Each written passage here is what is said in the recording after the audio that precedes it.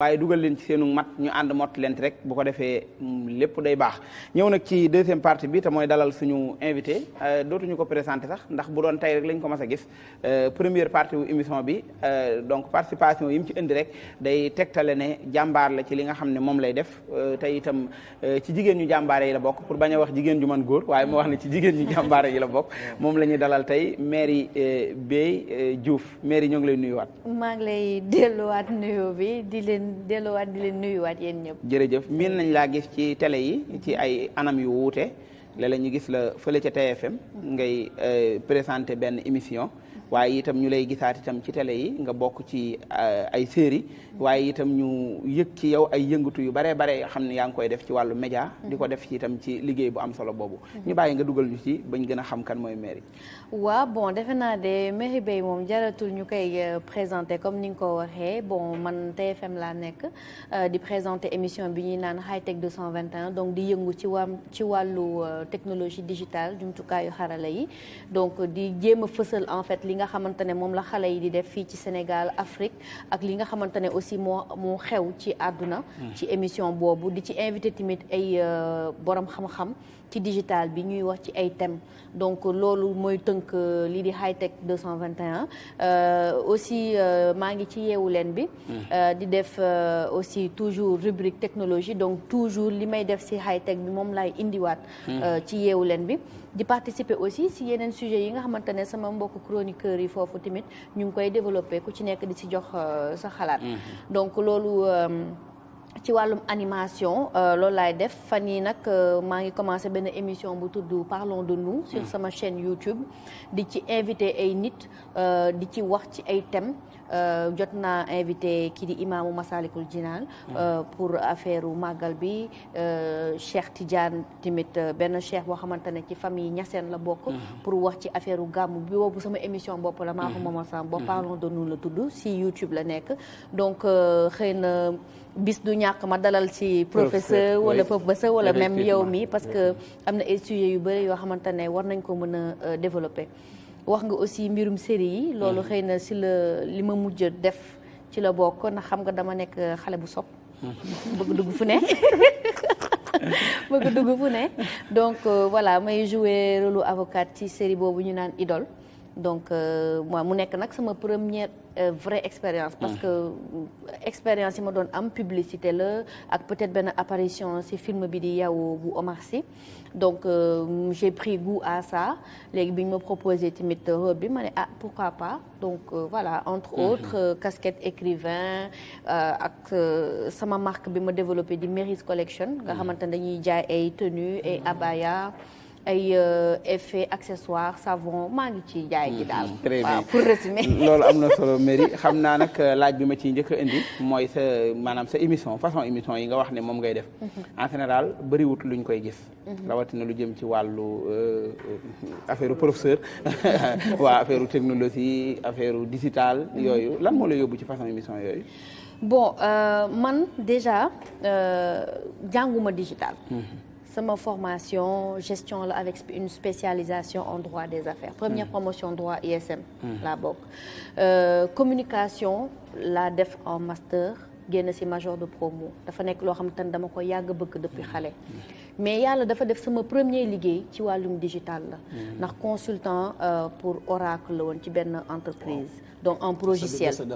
voilà ci benn progiciel donc dañ doon codé di def te ba ma ciy dugg comme ni ma ko waxee sama benn xarit fit rek moo ma ci dugal ndax ba ma ci dugg xaw ma ci woon dara mais bañ ma ne mën nga ko ma ne man foo leen ma dugal ma jéem fa donc jéem naa ba commencé jàng sur le tas ba 6 mois après ñu confirmer ma sama statut consultante junior may commencé dem ci site yi ànd ak senior yi di dem def nañu ay boîte comme ay Asecna Expresso et cetera dem nañ fa installé fa progiciel daan nañu tukki tamit lu bëri di installé affaire donc looloo ma dugal ci digital ci technologie bi ñu toogee tamit dama xamoon kii di Mass bu Black Diamond moom moo ma woo ne ma dama am benn projet émission sur le digital te dama bëgg benn parce que temps boobu digital bi ñu ci bëre góor ñi ñoo ci doon yëngu donc mu ne dafa bëgg benn visage bu féminin pour émission bi ñoo ma koy co-animé en son temps avec ku tudd Idi. donc si lañ ñëw mu ne ma ñëwal nga defal ma affaire bi. donc moom tamit mu wóolu ma. d'accord. ma ñëw def ko mu jàll et depuis si laa nekk high-tech donc au début ba ma ciy dugg c'est vrai que novice laa woon am na yenn termes yoo xamante ne mii su ma ko woon yooyu xëy na professionnels yi daan nañ ko sentir mais da ngay dem ba nit sooy yëngu ci dara. comme ni ma ko maas waxee benn il faut nga gën a xuus si biir. parce que da nga koy présenter donc il faut que nga am maîtrise de certaines choses mënoo am maîtrise u lépp nag mais au moins l'essentiel voilà il faut nga am si li nga téye il faut nga am si bagage ba fu ñu tegee débat yow nga mën a débattre donc looloo indi sama dugg si wàllum digital loolu am na solo question bi may mujjee door laa bàyyeeg sama gars yi mooy nag lu jëm ci série boobu nga xam ne mooy Idole dañ la cee gis ngay jouer rôle avocat man sax damaa jàppoon ne avocat dëggantaan njaay parce que itam am na séquence yoo xam ne dama la ciy seetaan waaye xuloo bi day saf sapp wax ji waaw bureau bi itam ni ngay incarner personnage bi affaire yooyu loolu nan la dikkale noonu waaw xam nga ki di réalisateur bi di Ibou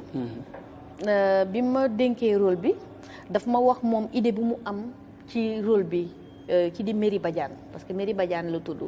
donc yàlla def nag Merry Badiane xaw a nduroo jikko ak Merry Beye Diouf moom dafa xamoon ne yow noonu la sa jikko mel moo tax mu dénk la ko wala dafa tombé rek non xaw ma xëy na dafa tombé kon yow li ngay incarné ci biir série bi yow noonu nga mel loolu mooy sa jikko d'accord dama ne dafa dañoo xaw a nduru jikko d'accord par exemple Merry Badiane perfectionniste la Merry Beye Diouf perfectionniste la Merry Badiane dafa di koo xamante ne buggul perte moom pour moom échec amul parce que si loolu lañ ko yaree yaayam da ko tàggat ci nekk jigéen ju mën góor te loo dugg kaa yoo xamante ne kenn bëggu ci dugg yow yaa koy ñëw dugg génnee moom loolu genre challenge la ko def Merry Badiane comprendre nga man tamit sama wàllum bopp Merry Beye Diouf noonu nga mel waaw noonu laa xaw a mel parce que dama di nit koo xamante ne su ma bëggee def dara gis nga nit bu mu ne non lii moom mënoo ko foofu nag laa lay wane ne nag léegi mën naa ko voilà je suis une femme de défi j'aime ça parce que dafay dundal quelque part sama âme qu'on se le dise monotonie bugguma ko donc il faut que muy yëngu il faut voilà man noonu laa mel donc xëj na loolu la mais producteur bi ki réalisateur plutôt moom dafa am benn idée boo xamante ne que Merry Badiane noonu la war a mel Merry Badiane c'est aussi benn femme sensible du juste avocat boo xamante ne nii dafay xam nga day rentrer góor ñi wala day kii parce que loolu yëpp dafa am expérience ci gannaaw dañ ko trahir meilleur ami moo ko trahir donc pour défendre elle s'est forgé une carapace comprendre nga bëggutul waxi góor parce que ki nga xamante ne daf ko bëggoon envers et contre tout sëy parce que yaay ji bëggu ko woon di rey boppam ci liggéey ndax jëkkëram di ko jox lépp kooku moo ko trahir ak meilleur ami wam donc Merry jógee foofu ne moom léegi liggéeyam rek lay mën a gëm moom lay wóolu léegi da ngay sentir ci biir série bi bu ñu lay seetaan nga mel ne affaire bi day nekk histoire vrai ci yow nga xam ne dañuy yëg ne kii nekkatul koy théâtre waaye li muy def nii lu muy dund la lu mu yëg la lan la dafa am lu mu lay fàttali ba tax nga koy dundee noonu wala non du lu may fàttali du am lu may fàttali c'est que rôle bi la da nga koo jox àqam rek dañ koy jox àqam c'est-à-dire dañ lay naan lii la donc man su ma weetee damay naan dama war a jouer rôle bi de telle sorte que tey bu ko nit di seetaan day naan kii kon mi ngi ci rôle bi parce que man su may seetaan samay naataangoo wala ñeneen man tamit noonu laay def damay xool ndax kii mi ngi ci biir rôle bi wala ndax day jouer sama première expérience la te bëgguma décevoir ñi nga xamante ne dañ ma dénk liggéey bi donc tout le temps su ma paree damay dem alors est-ce que baax na est-ce que ma yokk est-ce que nii est-ce que naa parce que toujours je veux toujours bien faire très bien am na solo seen gan a ngi noonu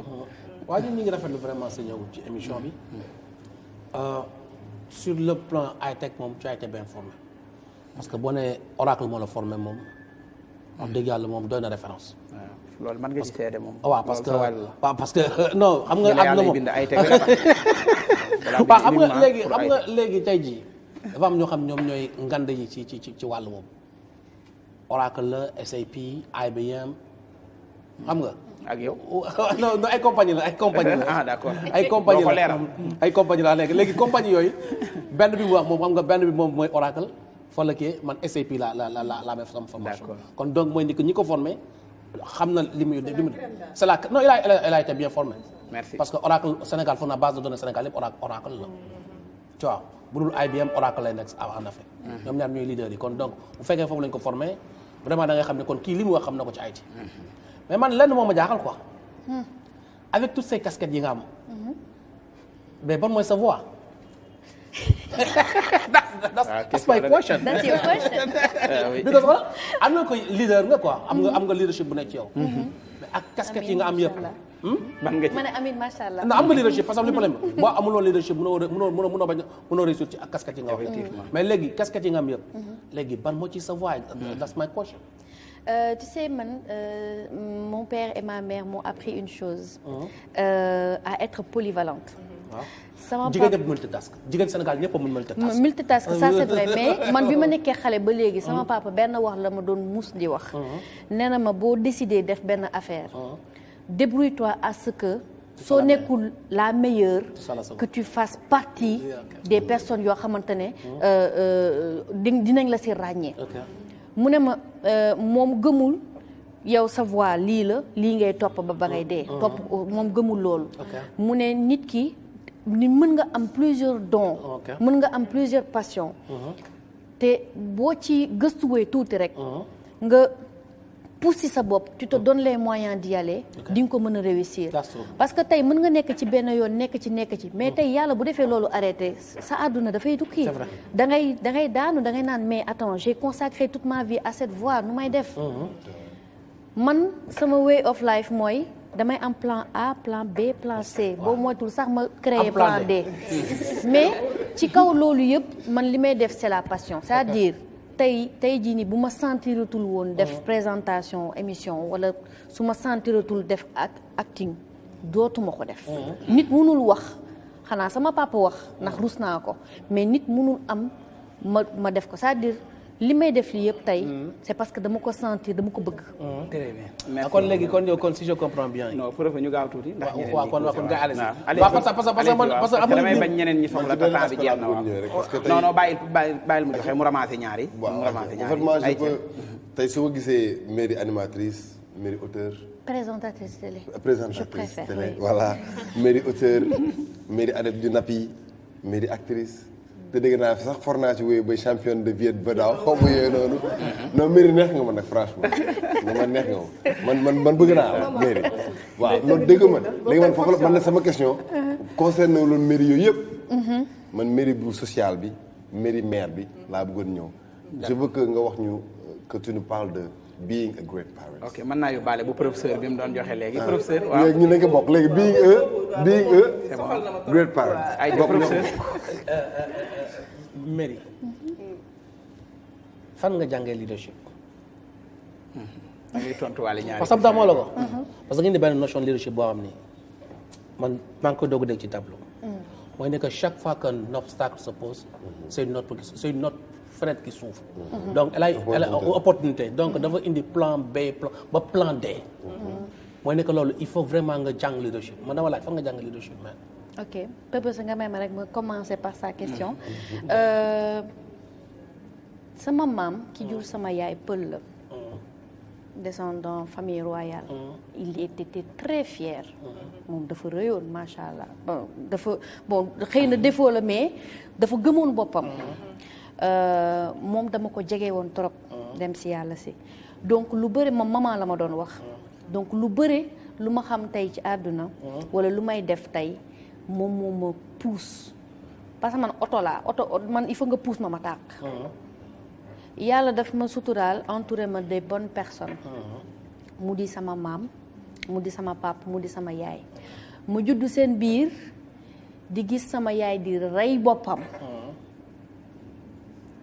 comprendre nga économiste la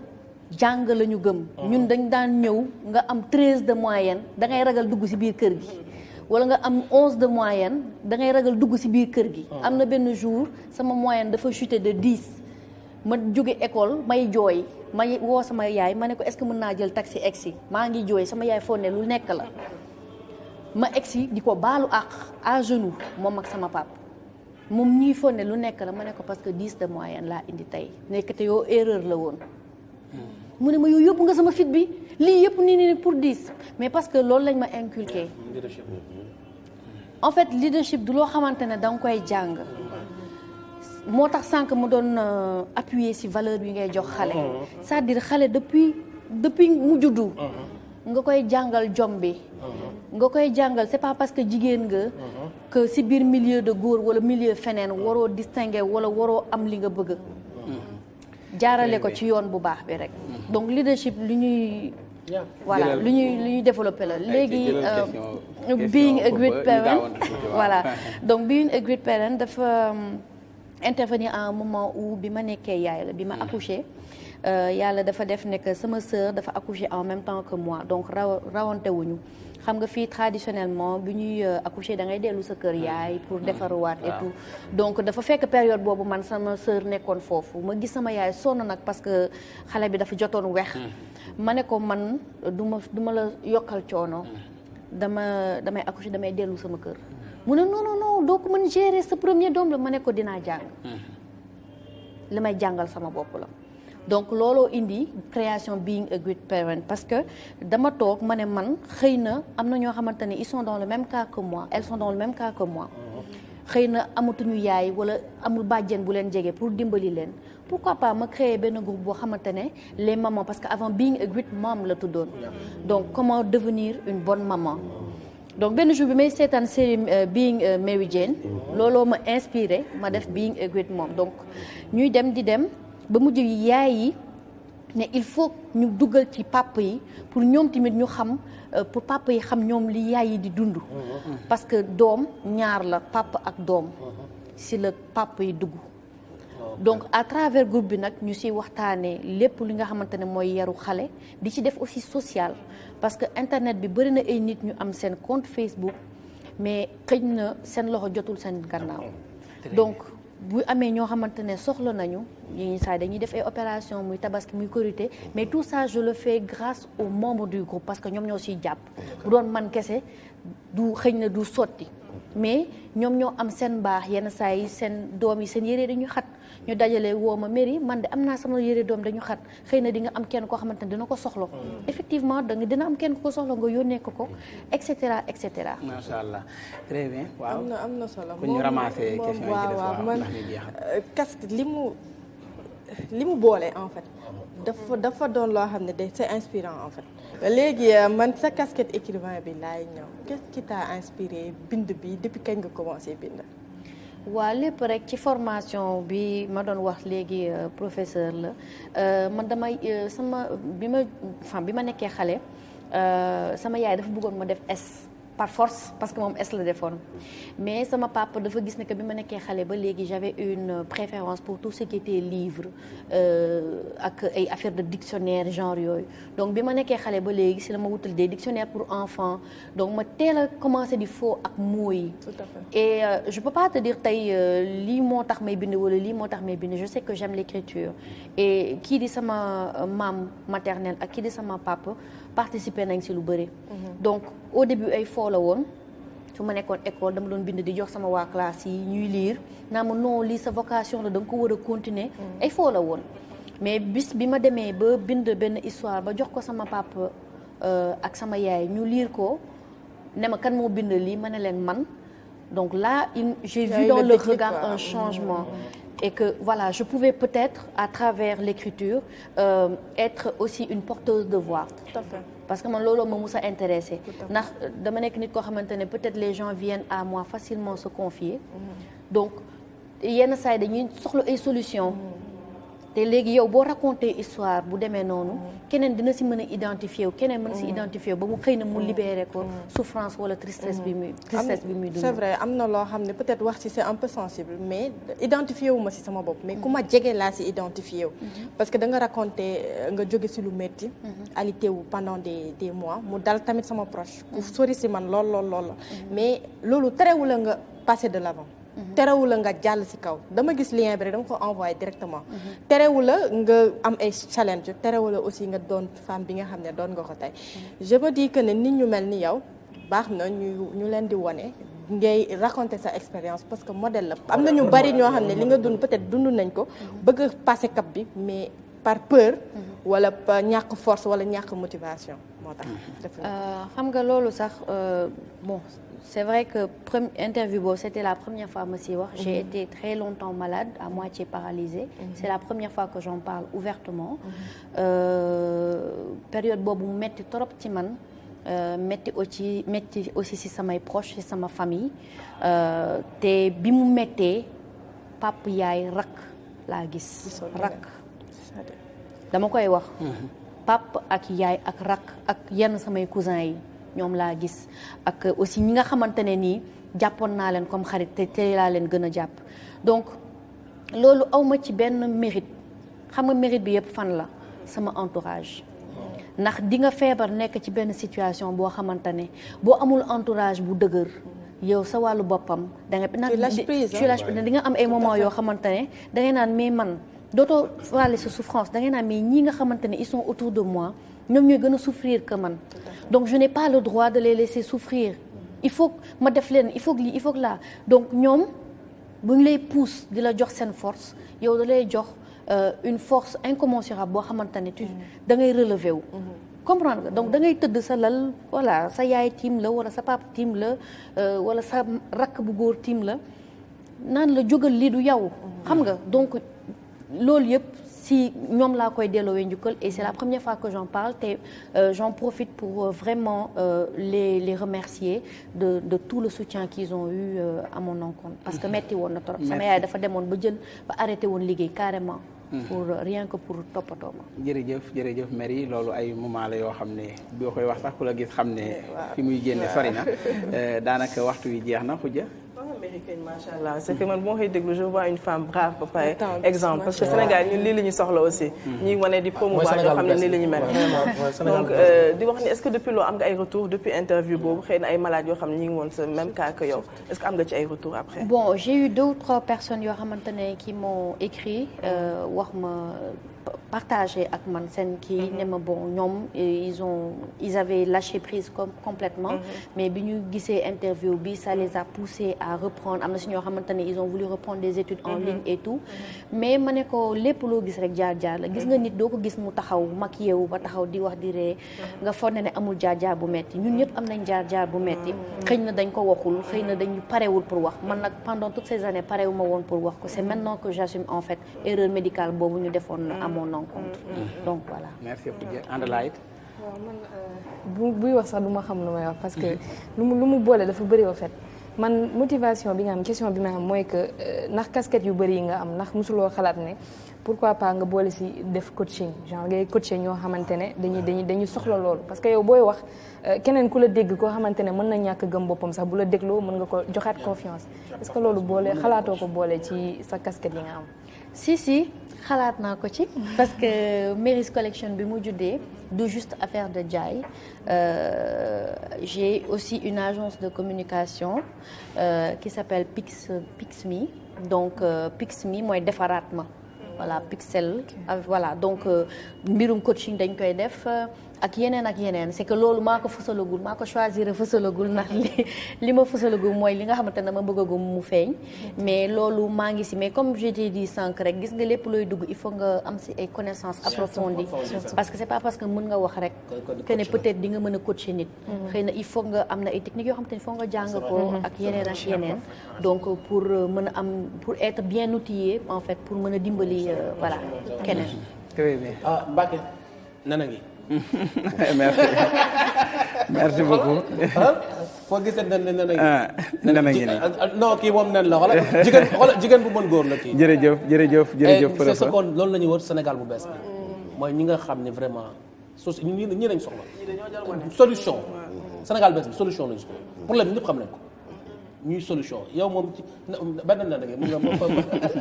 d'accord jërëjëf noonu am na solo kon ma bàyyi la rek nga joxe sa kàddu yi ngay tàggatoo. waaw di leen remercier vraiment ci accueil bi j'ai trouvé une équipe super sympathique j'adore l'ambiance ici franchement c'est une très belle découverte man je m'enrichis des gens des personnes que je rencontre donc di leen remercier di remercier Moulel mi nga xamante ne moo tax émission bi am tey di remercier aussi prétexte livre bi parce que looloo tax may nangu di génn di dem ci yenn émission te du ma pare tamit sans remercier ki nga xamante ne moo di sama borom kër parce que tey jigéen laa c'est vrai nekk ci buum sëy nekk yaay donc yor samay casquette et lu bëre mi ngi ci gannaaw di ma ci jàppale donc je ne saurais terminer franchement sans remercier ko sonn na ci yóbbu ma damay tourner indi ma damay tourner voilà am na yoo xamante ne sax du ma ko wax moo koy defal boppam su ma gisee ma tëdd jógal wala non tey dama sonn non jógal tu n'as pas le droit donc dañ siy jàppante mais mi ngi may jàppale te maa ngi ko si delloo njukkal looloo nekkoon waaw loolooy couple waaw jàppalante rek xam nga yaa ma ko jàngal rek xam nga